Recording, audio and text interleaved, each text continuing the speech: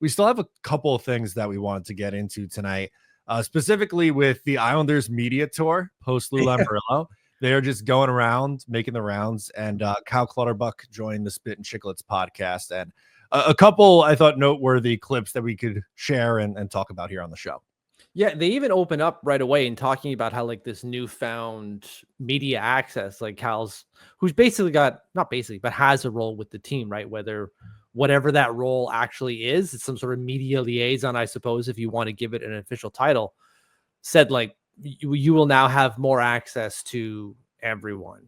There's a ton of access to the Islanders, which is great for people like us in terms of content creators, but also great for people like us as fans. Yep. Best of both worlds. So kind of wanted to get started with this first clip where he's talking about Noah Dobson here, which was a really big story this past offseason. And essentially the crew is just asking him what he thought about the deal. And this is someone that he played with the entirety of Noah Dobson's career up until this past year, right? Was the first year without Cal, was played with Cal Clutterbuck. So let's share this clip and see what he had to say on his former teammate. Yeah, no doubt. Well, Clutter, I had one last question. It was more of an Islanders question for now. And since you're basically a general manager, I believe Noah Dobson's up for contract this summer. What do you think he should get paid? And is he the real deal? And is he a foundational player that you could add to the core group to build around? Because I think that he's going to want a pretty hefty tag. We know what his offensive skill set are, but like, what do you look at him as? Well, I think from a general manager's perspective, there's a number. I think from Noah's perspective, there's a number, and the number that always ends up happening is the number in the middle. So the number in the middle is probably, I don't know. I mean, I couldn't even say. It's probably like in the sevens, and it's probably term because he's like 23 years old.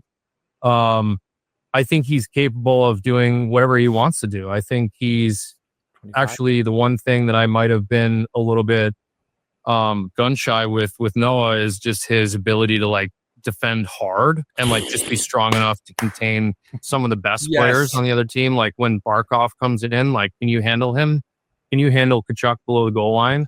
And he showed flashes of it, but he wasn't consistent with it. And I think this year he actually took the mentality of like, he did sacrifice a lot of his offensive side to really go out and show people that he could be that guy. And he really needed to be that guy because like Pelech and Pulock have both been hurt for long stretches over time. And he's really been and become the guy. And here's my indicator for him is that the more minutes he plays, the better he is. So like for any D-man, some D-men are great at 18 minutes, 15 minutes, 17 minutes. You put them up to 22 and you start to see the holes or the chink in the armor. I think with Noah, the more he plays, the more he produces, and the more opportunity you give him, the better he does. So to me, that's the biggest indicator. And like, again, he's a great kid who loves the game. He's dedicated to it. He works on it. He's going to continue to get better. I mean, I would never, like whatever he ends up getting is just not going to be a bad number for him. I just think you could give him, obviously, like there's numbers that are too high for everybody, but I think the number I mentioned, give or take $1 million, however it ends up. How about $2 more million? $9 million is what he got, which is what we thought he would get, right? Like that's what we were thinking, maybe 9.5. Some of us were even talking ourselves into $10 million. Inflation is a real thing. $7 million, damn, Clutter. I wish that would have been great. Yeah, 9.5 for Noah Dobson. 8 for $76 million, which was about $2.5 million more than what he was saying. And I wonder if, I mean, this was obviously recorded before the contract and the trade went through, but I wonder if Cal Clutterbuck's thought process of somewhere in the sevens was also where the Islanders were in this negotiation. Oh, well, I don't know. It must be because they weren't willing to go to 9, right? They could have easily done so, but they didn't want to go there. And so they're like, well, we're not going to have to go there. So we're going to, pivot and we get our 2 first-round picks out of it. Apparently they wanted Michael Hague out of the deal, and like Montreal stood firm and weren't going to give Michael Hague, which whatever. He had one really, really good season I'm not really. I'd rather the 2 firsts than Michael Hague at this point, in my opinion. I kind of see what you're saying. Like maybe the Islanders were there at $7 million. It does kind of make sense considering that he signed for a number that we were all kind of okay with. Yeah, right. Like we figured that's where it was going to be. I think Cal's number was obviously a little bit on the lower end of the spectrum. But I did think it was interesting, and some of the things that you were nodding along to was like playing more physical down low against some of the bigger guys. I don't know if that's something that he ever really got consistent with. And that's not to say that he can't ever, right? He's still a young player, and we've talked a lot about defensemen sometimes taking a little bit. But I just, based on what we've seen, I wouldn't necessarily classify that as one of his strengths. No, and he kind of mentions there that this year he but he decided he wanted to do a little bit more of that because guys like Ryan Pollock and Adam Palak aren't necessarily able to do so, which could be a problem for us going forward this year if they're being relied on to do so. But I also went like, for those with the video, when Cal was saying that about Noah Dobson, what was that? He wasn't necessarily good at it either this year. Like that was him trying. Yeah. Oof. And it wasn't like the output wasn't great defensively. Sure, as Cal said, the production is lower. Had only 39 points last year, 10 goals.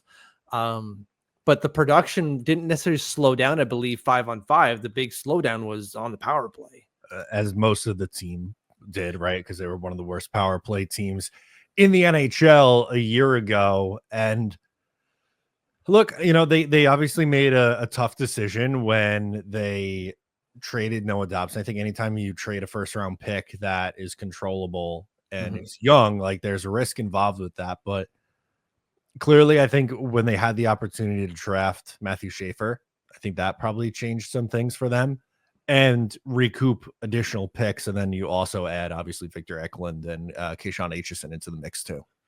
Yeah, it's a tough move because you don't want to have to give up. Not give up. I shouldn't say give up like, oh, we don't like this kid anymore. You don't want to have to move players like Noah Dobson because you're not getting a Noah Dobson back necessarily in that trade. Maybe Keyshawn Aitchison keeps shooting at 16% the rest of his career. I friggin' doubt it.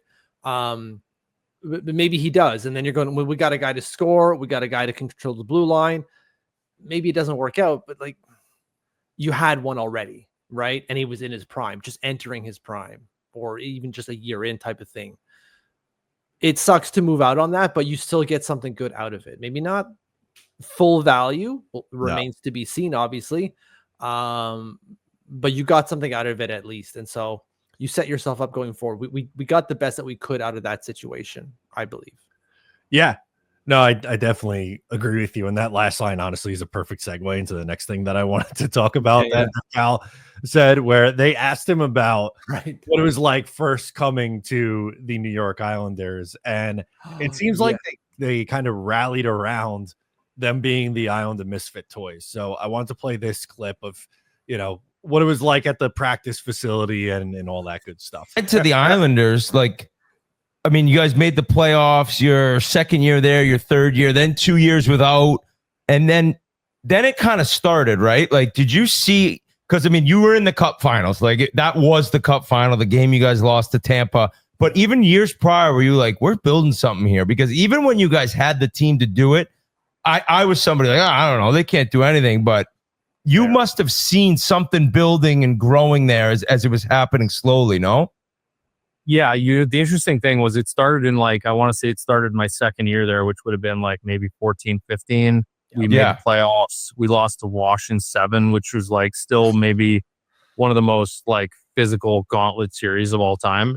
It was ridiculous, the physical contact in that series.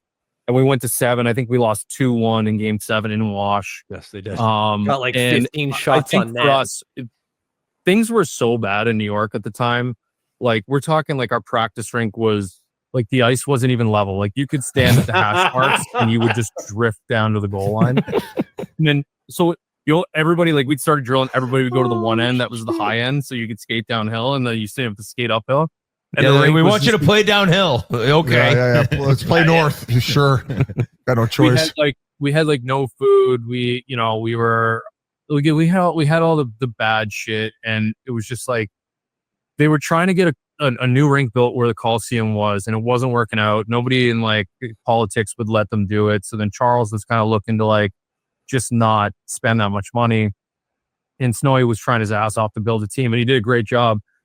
And luckily for us as players, we sort of started to like, we kind of came together because the only way that you could get through like a situation like that, it was almost like the, Cleveland Indians in Major League. It was just like, we kind of just bonded over the fact that we definitely had it the worst. We sort of nicknamed ourselves the migrational salmon. We were always swimming upstream. Everything was difficult. It was like, but it made us very close as a group. We had a lot of like Western League and Ontario guys. So like those guys, we usually get along well with those guys. And then a lot of the US guys we had were Minnesotans. So like they're basically an extension of like that. And we just had a really good group and good leaders and good team. Like Franz Nielsen's one of the best teammates I ever had. Kyle Poso, everybody knows his leadership capabilities and qualities. And then, you've got Matt Martin, and you've got like some older guys there that we were young. And then Brock Nelson came in, Ryan Strom came in, Anders Lee came in. So we kind of started to build something, and we felt it then. And then that kind of plateaued, and it started trending the other way.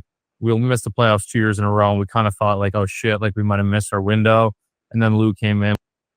Yeah, so it ends there. But I thought it was funny just kind of going through and be like, look at where things are now with UBS Arena, and they have the new practice facility, and where things were, he's talking about the final year in the Coliseum, where it's like, you knew they were going to Brooklyn. And I think in like 2012 or 13, we knew that they were going to Brooklyn, but it was like, is this going to work? And how is that the long-term plan? There was a lot of unknown with those era Islander teams. Yeah. And so he talked before that even about the trade to the Islanders, and he thought he was going to like San Jose or something, right? He's like, I'm getting ready. He's waiting for the thing to happen, the trade to come through. And then on draft day, right, that's when the trade took place. And then Gary Bettman steps up and says, to the Islanders. And he goes, ah, shit. And he drinks 3 beers apparently, and in a boot, right? Like in a boot, the full thing. Legendary. Yeah. Was not happy about coming to the island. And obviously that changed as he mentioned later in the podcast there. But you talk about how everything was just awful. We had it worse than everyone else. I'm sure Buffalo feels that way right now. Yep. But it very much was the island of misfit toys, and it was for a while, right? They talked about like missing the playoffs and then getting back into it. They weren't supposed to get back into it. They were not. They were supposed to be the worst team in the league by far. Yeah, they lost to Bears, and we were like, ugh. Excited about Barry Trotz coming in here, and like Lou obviously has a long history, but it might take a year or two to get right. And they had like 104 points that first year. And Robin Leonard and Thomas Grice were playing out of their bird every night. They were unbelievable. And it's just interesting to see, right? And I don't take offense from the players' perspective and like trying to come here. Like I can see how fans are like, oh, you're going to talk bad about the island and coming to play for our team or whatever. That was the reality of the situation at the time. Yeah. That's like anyone in Winnipeg being like, how come no one wants? My brother gets upset like that. I'm sorry, Steven, I'm throwing you under the bus here. He gets upset about like people not wanting to come to Edmonton. Like, dude, you live there. You live there. You know why people don't want to go to Edmonton. Yeah. I like cold, but not everyone does, man. They don't want to play in cold weather. Sorry. Yeah, and I can't tell you, I've said this before on the pod, but I can't tell you how many times in the early 2010s I would just look for tickets on StubHub day of the game. It'd be like $12 lower bowl. Let's go, man. I wish. That sounds amazing to me. I can't get Ottawa 67 tickets for that cheap. Okay, wow. That's almost 15 years ago now too. It's a lot. I'm getting up there in age here, but no, that was the reality. You'd be there with 1,400 other Islanders fans, and they do the t-shirt toss, and no one's in the section. You can run over and grab it. Like that was the life. And before Lou and Barry got here, and I think that's why, even though things did not end well with Lou Lamoriello, one of the things that I'm appreciative of during his time, it felt like the Islanders became like a normal team again, instead of being like a doormat, which they were for the majority of my life. And up until, the early days of Cal Clutterbuck, they were still kind of looked that way.